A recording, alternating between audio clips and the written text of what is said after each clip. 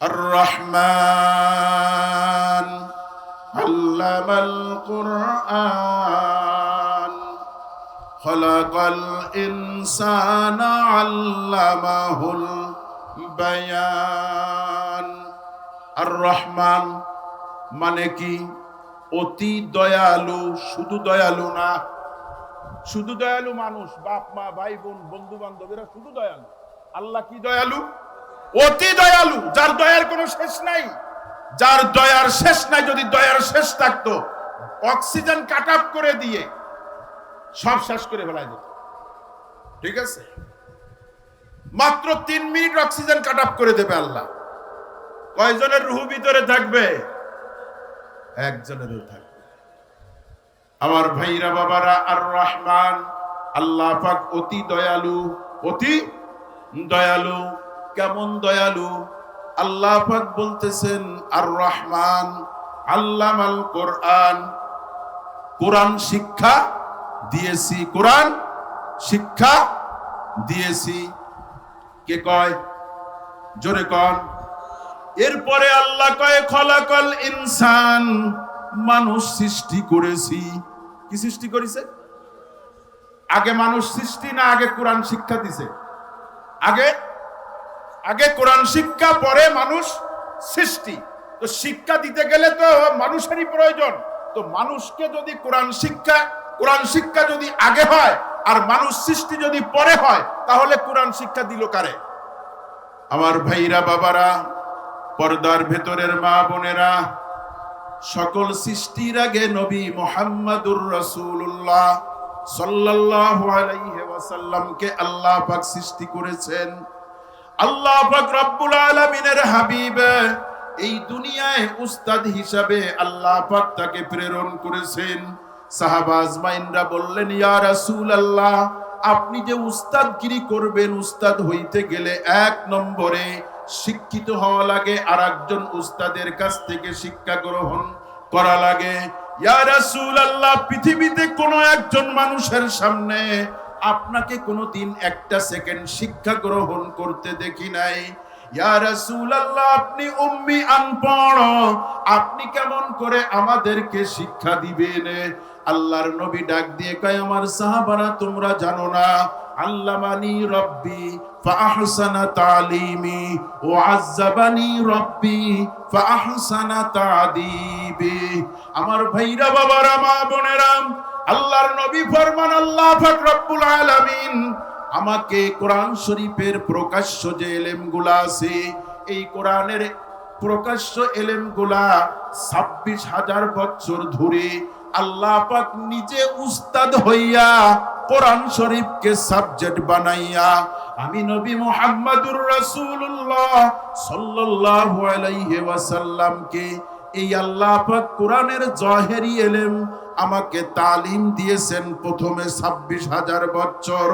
ও সাহাবারা, এই জায়গায় ক্ষান্ত নয়, আমার আল্লাহ পাক রব্বুল আলামিন আরো 26,000 বছর পর্যন্ত আহারে আল্লাহ পাক আমাকে কোরআন শরীফের গোপনী যে এলেমগুলা আছে, বাতেনি এলেমগুলা আছে, এই বাতেনি এলেমগুলা আরো 26,000 বছর ধরে আমাকে তালিম দিয়া আল্লাহ পাক আমাকে শুধু জ্ঞানী না, মহাজ্ঞানী বানাইয়া আল্লাহু আকবার রিজার্ভ ফান্ডে আমাকে রেখে দিছিলেন।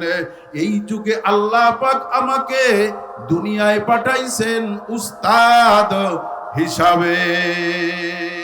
ইন্নামা বুইস্তু মুআল্লিমা। আমার ভাইরা বাবারা, উস্তাদ হইতে গেলে আরো 4টে জিনিসের প্রয়োজন হয়। একটা হলো নিজে শিক্ষিত হওয়া লাগবে, আর একজন শিক্ষকের কাছ থেকে শিক্ষা গ্রহণ করা লাগবে। নাম্বার 2, উস্তাদ হইতে গেলে কিছু ছাত্র পাত্রর প্রয়োজন হয়। বিনা ছাত্রে কেউ কোনোদিন শিক্ষক হইতে পারে না, উস্তাদ হইতে পারে না। নাম্বার 3, এই ছাত্রদের পড়াইবার জন্য একটা পুস্তক, একটা কিতাবের প্রয়োজন হয়। নাম্বার 4, এই কিতাবটা বা বইটা যে কোনো একটা ফোনের পরে বিষয়ের পরে হওয়া লাগে। এটা হতে পারে গণিত, হতে পারে বাংলা, হতে পারে সমাজ, হতে পারে বিজ্ঞান, এটা হতে পারে নাহুর, এটা হতে পারে আদবের, এটা হতে পারে সরফের, এটা হতে পারে ফিকহের, এটা হতে পারে তাফসীরের, এটা হতে পারে হাদিসের। যে কোনো একটা ফন বা বিষয়ের পরে ওই বই বা কিতাবটা হওয়া লাগে। নাম্বার 5, এই মাদ্রাসায় কি বলে, পড়াশোনা করতে গেলে, উস্তাদ হইতে গেলে একটা শিক্ষা নিকেতনের প্রয়োজন হয়। একটা ঘর, একটা বিল্ডিং, এক জায়গায়, যে জায়গায় ছেলেরা মাথা ঠান্ডা করে সুন্দর পরিবেশে লেখাপড়া করতে পারে, এই ধরনের একটা পরিবেশের ঘর লাগে। আবার ভাইরা বাবারা, আল্লাহর নবী দাওয়াত দিতে দিতে দিতে দিতে দিতে 50 জনের মতন কাফের মুসলমান হলো। এই 50 জনের মতন কাফের মুসলমান হওয়ার পরে আল্লাহর নবী একটা অ্যাসেম্বলি কল করলেন, মাইকি বলে মিটিং করলেন। তোমরা 50 জন নবমুসলিম, তোমাদের প্রত্যেকের বাসায় যাইয়া দিন ধর্ম শিখানোর মতন সময় আমার কাছে নাই। আবার তোমাদের 50 জনকে একত্রিত করে আমার বাসায় এনে দিন শিখাবো, সেই ব্যবস্থাও নাই। এখন কি করা যাইতে পারে? একজনে ডাক দিয়া কয়, হুজুর, আমরা সরকারের কাছে একটা দরখাস্ত করি। আমার ভাইরা বাবারা, মা বোনেরা, এই দরখাস্ত করি। যিনি বলছে 49 জন বলছে, না, সরকার কোনোদিন আমাদের কোরআনী শিক্ষার জন্য ঘর তৈরি করে দিবে না। তখনকার সরকার কি? জোরে, আবু জেহেল। এই জাহেল মুরুক্ষের পিতা, ও তো কোরআনকে মানে না, কোরআনকে ভক্তি করে না, শ্রদ্ধা করে না। কোরআন শেষ করতে চায়, কোরআন ওয়ালাকেও পর্যন্ত শেষ করতে চায়। আমার ভাইরা বাবারা, এই 49 জন সবাই বলল, না, তা সম্ভব না। ঠিকই ওই আবু জেহেলের বংশের একজন মানুষ, যার নাম আরফাম ইবনে আবি আরকাম। এই আরফাম ইবনে আবি আরকাম রাদিয়াল্লাহু তাআলা আনহু দাঁড়ায়া কয়, ইয়া রাসূলুল্লাহ, অনুমতি দিলে একটা কথা বলতে চাই। কয়, বলো। হুজুর, আমি তো আবু জেহেলের গোষ্ঠীর মানুষ। ইয়া রাসূলুল্লাহ, জাবালে আবু কুবায়েসের পরে, এই জাবালে আবু কুবায়েস নামক পাহাড়ের পরে হুজুর আমার 2টা বাড়ি আছে। একটা বাড়ি জীর্ণ শীর্ণ, বসবাসের অনুপযোগী, আর একটা বাড়ি ইয়া রাসূলুল্লাহ আলিশান অত্যাধুনিক বাড়ি। হুজুর গো, যদি অনুমতি দেন 2 দিনের দুনিয়ায় আমি এই ঘরে আলিশান বাড়িতে থাকতে চাই না। আমি আমার ছেলে মেয়ে নিয়া, স্ত্রী পরিজন পরিবর্গ নিয়া ওই জীর্ণ শীর্ণ কুঠিরে বসবাস করতে চাই। আলিশান বাড়িটা আমি আপনাকে মাদ্রাসার জন্য দিয়া দিতে চাই।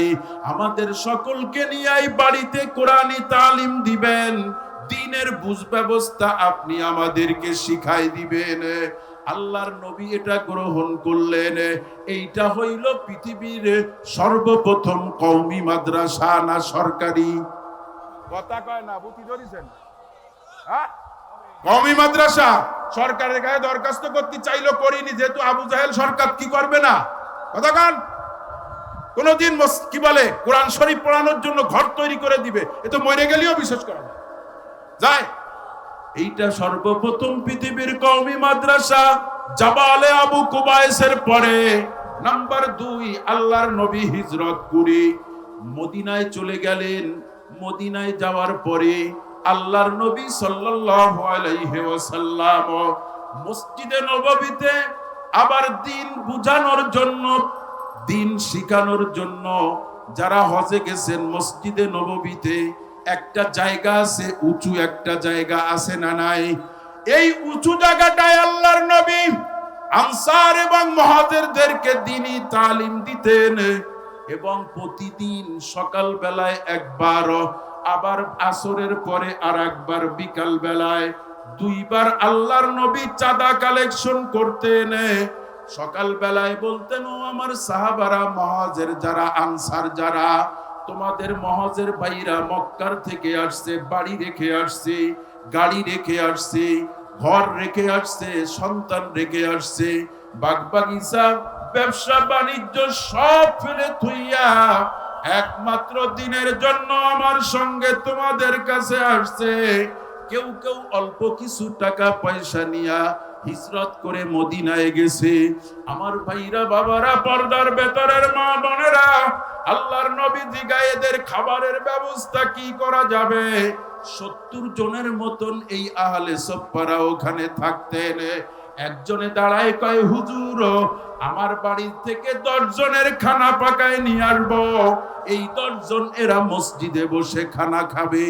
আর একজনে কয়, আমিও 10 জনের খানা পাকায় বাড়ির থেকে মসজিদে এনে দিব, এখানে খানা খাবে।